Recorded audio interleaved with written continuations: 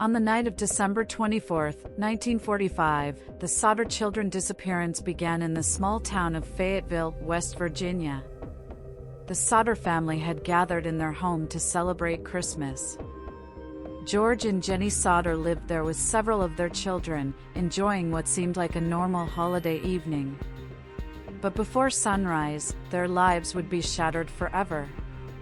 And a mystery would begin that still remains unsolved decades later.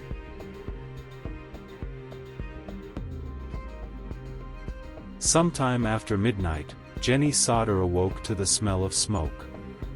The house was on fire. Flames spread rapidly through the home as chaos erupted inside. George and Jennie managed to escape with some of their children, but 5 children were believed to still be trapped upstairs. George desperately tried to save them. He attempted to reach the upper floor, but the staircase had already collapsed.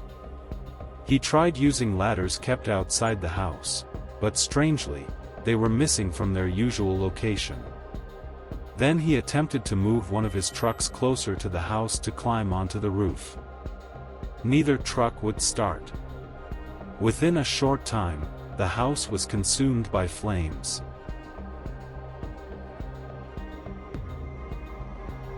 After the fire was extinguished, officials concluded that the 5 missing children had died in the blaze. But almost immediately, strange questions began to emerge.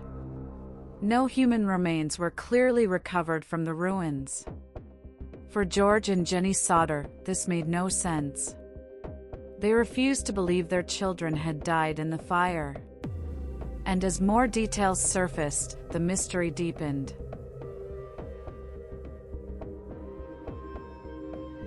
In the weeks before the incident, unusual events reportedly occurred around the family. A man had warned George Sodder that his house would burn and that harm would come to his children. Another stranger had oddly commented on the family's electrical wiring despite no known issues. Then, on the night of the fire itself, the phone line to the house was found to have been cut. These details fueled suspicion that the fire may not have been accidental.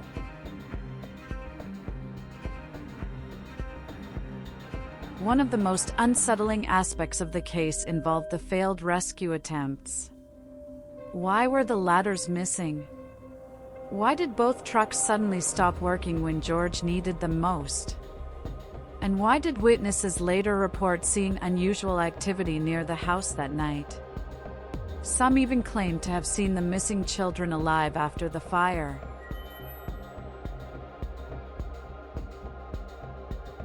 George and Jennie Sodder spent the rest of their lives searching for answers. Convinced their children had survived, they launched private investigations, followed leads, and publicly challenged the official conclusion. Years later, they received a mysterious photograph in the mail showing a young man who resembled one of their missing sons. The back of the photo contained cryptic writing. To the Sodders, it was proof that at least one child might still be alive.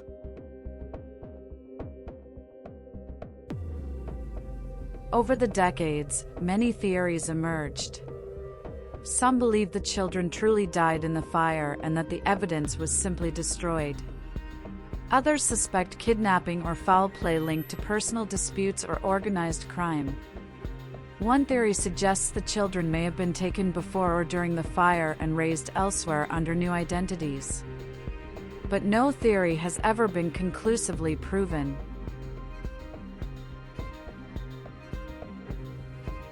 The Sodder family kept a large billboard along the highway for years, displaying photographs of the missing children and asking for information.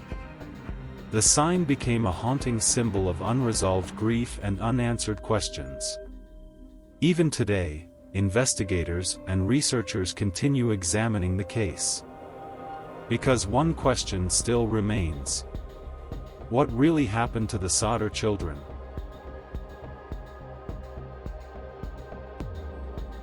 For most families, Christmas Eve is a night of warmth, celebration, and memories. For the Sodders, it became an endless nightmare. A burning house. 5 missing children. No clear remains. And a mystery that has haunted generations.